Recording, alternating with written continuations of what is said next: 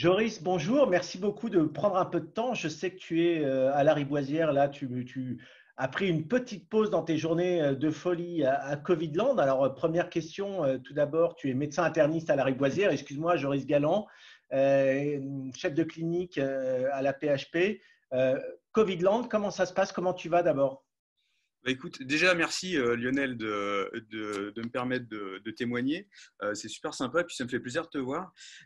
Écoute, à Covidland, ça y est, on commence un peu à souffler et vraiment, j'espère que c'est les effets du confinement parce que ça a commencé en trombe. Là, maintenant, ça va faire un mois et il a fallu donc ouvrir ce fameux Covidland, c'est-à-dire sur la Riboisière, c'est un bâtiment de 6 étages qui sont consacrés uniquement au Covid. Donc, on a fait le pari d'isoler, vraiment, c'est un bâtiment qui est à l'extérieur des bâtiments historiques, et c'est 6 étages que de Covid. Donc, il a fallu s'organiser très rapidement pour prendre tous nos patients, et il y a un mois, c'était vraiment très, très dur, parce que on est arrivé sur une pathologie qu'on ne connaissait pas du tout. Moi, je suis interniste. On avait les infectiologues qui ont commencé avec le Covid et personne ne connaissait le Covid. Personne ne connaissait le traitement idéal. D'ailleurs, actuellement, on ne le connaît pas non plus, mais on est un peu meilleur. Et ça a été vraiment électrique, hein, le départ. On a été très, très fatigués. Mais il y a eu vraiment un esprit de solidarité puis de réorganisation. On a reçu beaucoup d'aide et maintenant ça commence un peu à se tasser. En tout cas, là, depuis une semaine, on voit vraiment un palier au niveau des entrées et voire même là ce week-end une petite diminution des entrées. Ce que m'ont confirmé aussi les réanimateurs. Donc on est vraiment assez content de ce côté-là et ça me permet de faire passer le message: restez confinés chez vous jusqu'à nouvel ordre. On reste confiné. Donc, tu m'as dit aussi tout à l'heure que tu étais covidologue à Covidland. Comment est-ce qu'on devient un covidologue aujourd'hui? Comment est-ce qu'on se forme pour une maladie qu'on a découvert il y a 4 mois maintenant? Comment est-ce qu'on apprend et comment vous formez les uns les autres? Bah, c'était assez difficile au départ parce que on a commencé à entendre parler du coronavirus, enfin du nouveau coronavirus, seulement en janvier, en février via les médias. Et donc le coronavirus qui vient de Chine. Et les Chinois, enfin nos confrères chinois, c'est pas une critique, mais les Chinois ont peu l'habitude de publier leurs données, ont vraiment pas cet esprit de rédiger des articles scientifiques, en tout cas sans données probantes. Et du coup, on est arrivé sur une nouvelle maladie avec très peu de données. Le seul recul qu'on avait, c'était même plutôt les Italiens, 2 semaines avant nous, qui nous envoyaient des vidéos en nous disant c'est vraiment horrible. En réanimation, au début, on intubait les patients jusqu'à 80 ans, après c'était 70, 60, 50 ans. Et nous, on s'est vraiment pris une claque à ce moment-là, parce que les données qui venaient d'avant de Chine, on avait l'impression que c'était une bonne grippe qui arrivait. Et la grippe, chaque année, bon, elle tue, je crois, entre 4000 et 7000 personnes par an, surtout des personnes âgées, vulnérables, et on s'attendait vraiment à ça. Et la première vague qui est arrivée là, sur la France, et nous à la Riboisière, je t'avouerais qu'on s'est vraiment pris une claque parce qu'on n'avait pas de recul sur cette maladie. Et pour répondre à tes questions, comment on s'est formé? Bah, déjà, au départ, on s'est formé un peu sur le tas, euh, en voyant des patients. Et on a essayé, il a fallu qu'on prenne très rapidement ces patients. On s'est formé grâce à un esprit de communauté et bah, avec l'utilisation des nouvelles technologies, parce que il y a pas mal de MOOC, de vidéos YouTube qui sont mises en place pour nous présenter le Covid. Je vais donner mon exemple personnel. Une semaine avant d'avoir le premier patient Covid, je me souviens avoir participé à un MOOC qui avait été organisé par la Société française de réanimation française. Et il nous parlait du fameux J7J10. Alors, le J7J10, c'est la période clé quand tu es infecté par le Covid. Et on sait qu'à partir du 7e jour, après les premiers symptômes, soit tu vas guérir, et bon, c'est super, tu vas t'immuniser, donc tu peux rester à la maison, tout va bien. Et il y a des patients à J7J10, ils font ce qu'on appelle le cytokine storm, c'est-à-dire l'orage cytokinique. Et en fait, ça devient plus une maladie infectieuse, mais ça devient une maladie auto-immune. Tu as tellement d'immunité à l'intérieur de ton poumon que le poumon est tellement inflammatoire et le patient ne peut plus respirer, ça apporte moins d'oxygène. Donc moi, ça, je l'ai appris une semaine avant de devenir covidologue. Ça, c'est un terme, je ne sais pas si c'est moi qui l'ai inventé, mais j'aime bien le reprendre. C'est-à-dire qu'on s'est vraiment formé sur le tas. Et on a utilisé aussi des méthodes un peu plus traditionnelles, c'est-à-dire la lecture d'articles en se connectant sur PubMed, en allant voir les articles qu'il y avait sur le Lancet Infectious Disease, le New England, etc. Mais en tout cas, le message que je veux passer, c'est que par rapport à la médecine traditionnelle, quand on va voir notre premier patient, derrière, on a des années et des années de formation. Moi, en tant qu'interniste, la première fois que j'ai vu un patient lupique, j'ai eu les cours à la fac, j'ai eu mes stages d'externe, j'ai eu mon internat, et puis après, j'ai pu suivre mes premiers patients. Et là, pour le Covid, ça s'est fait en un éclair. Ça s'est fait vraiment en une semaine. Quand on nous a dit, ça y est, la vague arrive en France, on ne se sentait pas du tout préparé. Et donc là, ça a été branle-bas de combat, et on a vraiment été très content de pouvoir avoir des formations sur Internet, soit des Italiens, soit de l'Est de la France qui avait eu la première vague au départ. Et non, ça a été franchement très, très éprouvant au départ, quoi. Non, tu disais les MOOC sont aussi très pratiques, notamment pour apprendre à s'habiller, parce que là aussi, vous avez toute une tenue à adopter et des gestes à adopter, et vous avez des médecins qui viennent de tous les services, voire des médecins qui reprennent le service pour venir vous aider. Ouais, justement, tu vois, à Covidland, au départ, c'était un service on avait des étages de médecine interne, d'infectieux et d'endocrinologie. Et en fait, on a eu pas mal de soutien. Il y a les médecins ORL, il y a les rhumatologues et il y a des neuros et des cardios qui sont venus nous aider. Et en fait, on a été assez surpris parce qu'ils devaient tous avoir une journée de formation pour apprendre à s'habiller, parce que c'est une procédure assez particulière quand on rentre dans la chambre d'un patient Covid. Pour ne pas s'infecter, tu sais bien qu'on met les masques FFP2, on met des charlottes, on met des surlunettes, on met des blouses.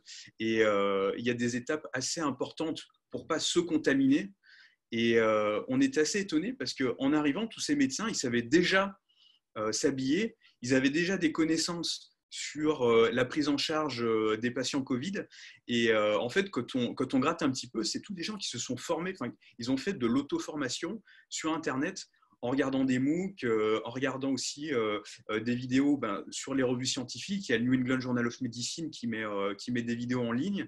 Donc, en fait, il y a eu de ce côté-là beaucoup de solidarité et des médecins qui sont arrivés formés parce qu'ils étaient autodidactes. Et la formation, c'est bien, mais l'information et faire circuler l'information, c'est super important aussi pour vous tenir au courant. Je suppose qu'il y a des essais cliniques, je suppose que tous les jours, vous apprenez et vous avez besoin d'apprendre les uns des autres. Comment vous faites pour vous réunissez? Il y a des outils aussi digitaux qui vous permettent de partager de l'information comme ça entre vous? Ouais, justement, comme on n'y connaissait rien au Covid il y a à peu près un mois, on a vraiment l'impression, c'est vraiment, ça vient du fond du cœur, mais et même tous les autres médecins nous le disent, on a vraiment l'impression de mieux prendre en charge les patients actuellement parce que euh, on a, on a mis en place, on va dire, une intelligence collective. C'est-à-dire que l'avant-Covid, chaque équipe faisait ses propres recherches, publiait. Du coup, on était obligé d'aller chercher l'article, le lire, etc. Et là, avec le Covid, on a vraiment mis en place cette solidarité, mais à l'échelle de la France et même à l'échelle européenne ou mondiale. Et je te donne l'exemple là sur ce qu'on fait au niveau de la médecine interne. On a un WhatsApp avec plein d'internistes sur la France. C'est Laurent Gilardin, un interniste de Paris, qui a créé ça. Il nous a créé un groupe qui s'appelle Internistes versus Covid. On en est au maximum de participants, c'est-à-dire 256 participants à l'intérieur, et ça nous permet de faire circuler l'information. C'est-à-dire qu'il n'y a pas une équipe de médecine interne qui travaille dans son coin, qui va mettre 2 mois à trouver, je ne sais pas, le traitement miracle, et du coup, le temps que l'article sorte, nous, on va galérer pendant 2 mois dans notre coin, alors qu'une équipe aura trouvé le médicament miracle. Et ce WhatsApp, ça nous permet de faire circuler l'information des essais cliniques qui sont en cours, parce que justement, il faut tester les médicaments. Alors, tout le monde a entendu parler du Plaquenil, mais il y a vraiment d'autres médicaments qui sont en cours. Nous, sur la Riboisière, on utilise des biothérapies. Et les biothérapies, ça permet de diminuer l'immunité, de diminuer l'inflammation au niveau des poumons. Et du coup, il y a des protocoles qui sont mis en place sur toute la France. Et le WhatsApp, ça nous permet d'inclure des patients. Tu te dis que, par exemple, pour une maladie quelconque, inclure 100 patients dans un protocole, il faudrait, je ne sais pas, 3 ou 4 mois. Là, avec notre WhatsApp, comme on est au courant qu'on est tous connectés ensemble, pour inclure 100 patients dans un essai clinique, ça va nous prendre même pas une semaine. C'est vraiment incroyable. Moi, j'ai mis en place un registre national pour avoir des observations de patients qui ont le Covid et qui font des embolies pulmonaires ou des phlébites. En temps normal, si je fais circuler cette information, pour obtenir une cinquantaine de patients, il m'aurait fallu un mois. Et là, en l'espace d'une semaine, j'ai eu 70 observations. Donc, ça va à une vitesse fulgurante. Et en plus de ça, notre WhatsApp, il nous permet de faire circuler les informations importantes, c'est-à-dire les articles assez importants, de faire un peu de lecture critique entre nous, de nous informer. Et puis, c'est aussi un peu notre salle de garde, ça nous permet de nous détendre un petit peu. Donc, c'est vraiment super sympa parce que ça m'a permis, moi, de connaître des internistes que je ne connaissais pas en France. Et je pense que déjà, les patients ont tout à y gagner parce que comme l'information va vite et que les traitements vont suivre derrière, je pense qu'on traitera mieux et plus rapidement les patients. Et de l'autre côté, les internistes, ça va créer une dynamique qui va se poursuivre par la suite. Parce qu'on est tous dans le même bateau et cette confraternité, même cette amitié qui est en train de se créer, elle va survivre. Tu vois, dans 10 ans, quand on se verra en congrès, on se dira, bon, bah, voilà, on a vécu le Covid ensemble, enfin, on est plus que des confrères, on est des amis. Vous êtes même des frères d'armes, hein. Vous On est êtes des frères dans la d'armes, ouais. même bataille, dans la même guerre. Quel est l'état d'esprit? Alors, tu l'as un peu résumé, mais quel est l'état d'esprit et quel est l'état de morale aussi parmi les troupes? Écoute, déjà, c'est vrai que nous, on se sent un peu comme des guerriers. Alors, il y a pas mal de polémiques en ce moment sur faut-il utiliser le mot guerre pendant le Covid. Je pense que bon, on va pas partir dans le débat philosophique. Nous, on se sent un peu comme des guerriers. On est une armée contre un ennemi invisible qui est le Covid. Et au départ, c'était vraiment lourd. Vraiment, les 3 premières semaines, là, mi-mars jusqu'à début avril, on était sur la phase de croissance des patients qui souffraient du Covid et les hospitalisations, on a vraiment eu cette vague où on était obligé de mettre en place des systèmes de garde parce que les patients entraient jour et nuit. Donc, c'était un boulot assez éreintant. Et comme maintenant, les protocoles se sont mis en place, on a trouvé un peu notre rythme de croisière et il y a ce WhatsApp en commun où on arrive à faire circuler l'information. On se sent mieux, on ne se sent pas tout seul et on voit arriver, là, grâce au confinement, on voit arriver le plateau, voir la baisse. Donc le moral, il est très bon, même si on est très fatigué, mais en tout cas, on est super motivé. Et si vraiment les semaines à venir confirment la baisse de patients qui ont le Covid, je crois qu'on sera les plus heureux du monde. Et Joris, pour se prendre soin de soi en tant qu'on est soignant au quotidien, comment vous faites? Je crois qu'il y a des cellules psychologiques qui ont été mises en place ou des outils. Est-ce que vous avez quelque chose pour voilà, éviter le burn-out dans cette situation actuelle? Bah, justement, c'est bien que tu en parles parce que moi, au niveau du personnel soignant et même au niveau des médecins, j'ai remarqué qu'on est vraiment victime du stress et ça a un impact assez considérable dans notre vie de tous les jours, notamment au niveau du sommeil. J'ai pas mal d'infirmières moi, qui me disent qu'elles ont des problèmes pour dormir la nuit.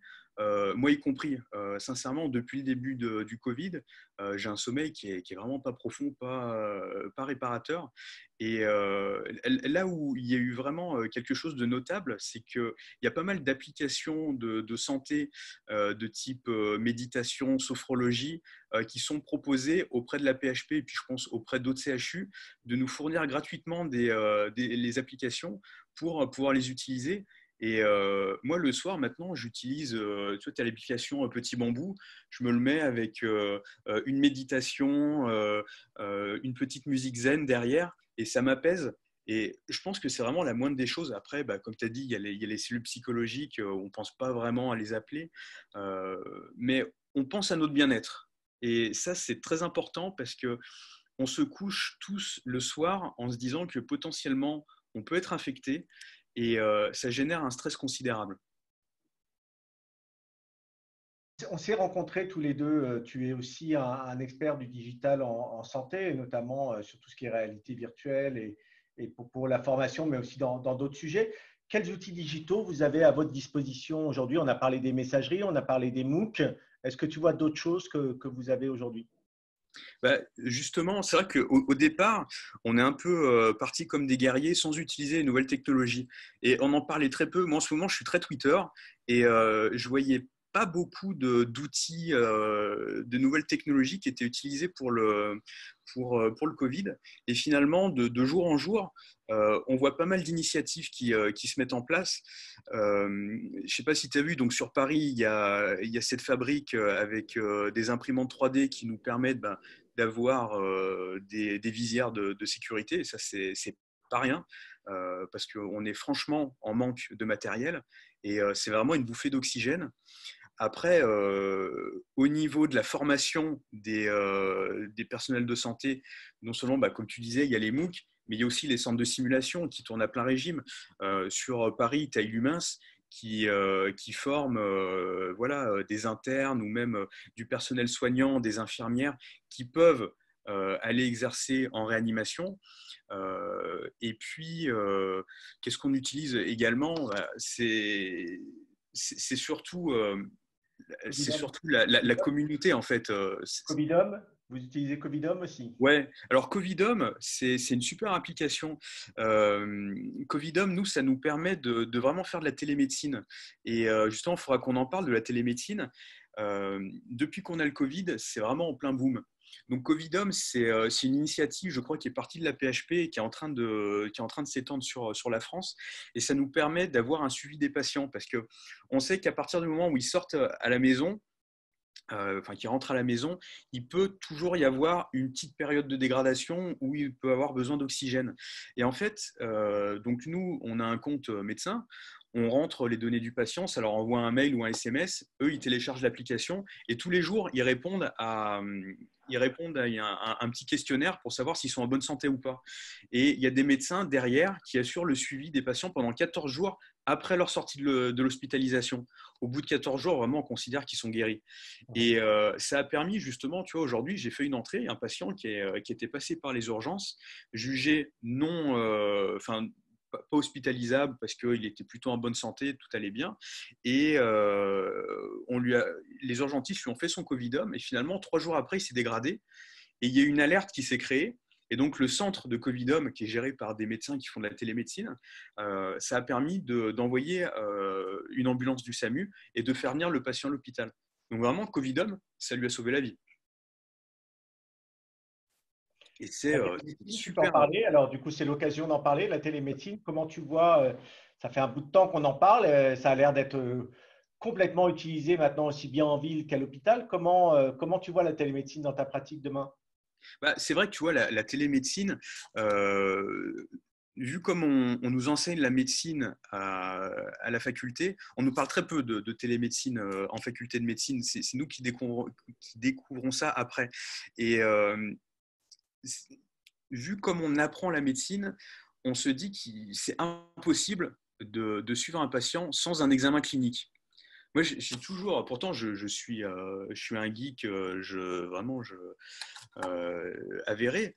Mais quand on m'a dit AT médecine, je me suis dit, mais c'est pas possible. Comment est-ce que je peux examiner efficacement un patient? Alors, c'est vrai qu'il n'y a rien qui remplacera un bon examen clinique la première fois que tu vois un patient, quand il vient aux urgences ou quand on les voit la première fois en médecine interne. Mais par contre, pour le suivi, ça peut être super intéressant. Et là, actuellement, je t'avouerais que comme on a Covidland, là, le bâtiment, nous, notre service de consultation, il est complètement fermé. Donc, moi, mes patients chroniques que je dois suivre, je les suis en télémédecine.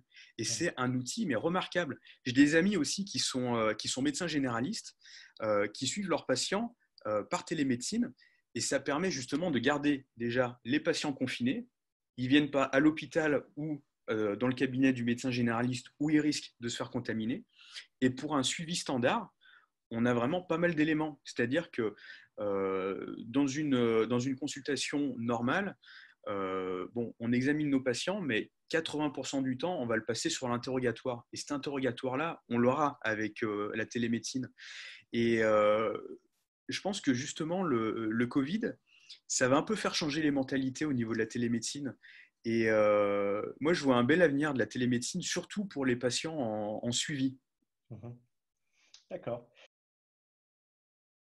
Je vais te libérer parce que tu vas devoir retourner à Covidland et reprendre ta casquette de covidologue. Mais dernière question, tu nous as présenté pas mal de choses sur comment vous gérez aujourd'hui et on voit que vous vous débrouillez super bien et en tout cas, on est très reconnaissant et très admiratif de cette faculté d'adaptation. Finalement, ce système D que vous vivez depuis des années, ben, vous l'avez mis, vous en avez fait un art aujourd'hui pour pouvoir vous dimensionner face à cette vague colossale et cette nouveauté du coronavirus.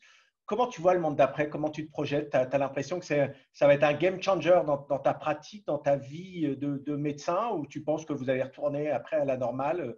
Comment tu imagines la chose de l'après-Covid? Bah, justement, secrètement, j'imagine que le Covid, ça va nous faire changer. Et tu vois, comme je te le disais, il y a quand même beaucoup de solidarité qui s'est créée, que ce soit à l'intérieur de l'hôpital ou vraiment entre les médecins internistes, tu vois, avec notre WhatsApp. Donc, secrètement, j'espère que derrière, on ne va pas perdre tout ça. Et actuellement, à l'hôpital, on a vraiment la sensation que le parcours de soins du patient est simplifié et efficace. On n'avait jamais vu ça avant. Et alors, il y avait des problèmes, c'est toujours le problème de lits dans les hôpitaux. Et là, actuellement, avec le Covid, on s'aperçoit que d'avoir des lits, c'est plus un souci. Donc, moi, j'espère vraiment qu'à la fin du déconfinement, cet esprit va continuer, déjà cet esprit de solidarité, de confraternité, et que le patient va vraiment revenir au centre. Alors, là, je parle pour les bureaucrates et les politiques, parce que c'est bien de faire du chiffre dans un hôpital, mais au final, on est là pour soigner des patients. Et là, actuellement, avec le Covid, on soigne des patients pour tout ce qui est budget, pour tout ce qui est projet de recherche, de traitement. Actuellement, c'est open bar. Nous, on dit que c'est open bar en ce moment, parce que tout ce qu'on demande, on l'a, et on a vraiment la sensation de pouvoir faire notre métier efficacement et dans une facilité qui nous permet de prendre en charge au mieux le patient. Donc secrètement, j'aimerais bien que ça continue comme ça, mais je ne sais pas trop parce que il va y avoir des périodes de déconfinement, peut-être des nouvelles vagues. Et c'est vrai que le Covid, ça nous freine un petit peu pour prendre en charge nos autres patients. Moi, en médecine interne, mes patients chroniques, là, ça fait un mois que je ne les ai pas vus. Et j'ai peur qu'avec le déconfinement, on voit arriver une population qui soit fatiguée, qui soit en mauvais état général. Donc, ça me fait un petit peu peur, je t'avouerai. Joris, merci beaucoup. Merci de ton Merci à temps, toi, merci Lionel. de ces informations. Prends soin de toi et puis merci pour tout ce que vous faites. Salut tes collègues, confrères pour nous. Et en tout cas, prenez soin de nous et on reste confinés. On a entendu ton message. On reste à la maison. On ne bouge pas. On ne se rencontre pas et on attend de voir la suite. Super, merci Lionel. Et puis bon courage à toi parce que le confinement, moi ça va, tu vois, je vais à l'hôpital, je ne suis pas confiné, mais ça doit être horrible. Donc je comprends les Je gens qui m'occupe craquent un en petit vous peu. rencontrant lors d'interviews et j'irai tweeter de chez moi, tu vois, une émission 100% confinée et 100% en ligne. Donc, ça va, ça arrive à me faire des jolies rencontres et à pouvoir garder le contact avec les uns et les autres. Et en tout cas, j'étais ravi de te revoir aussi, même Moi si c'était à aussi, vraiment distance. avec Et on se plaisir. revoit dans la vraie vie prochainement. Ça marche. Merci Lionel. Merci, Joris.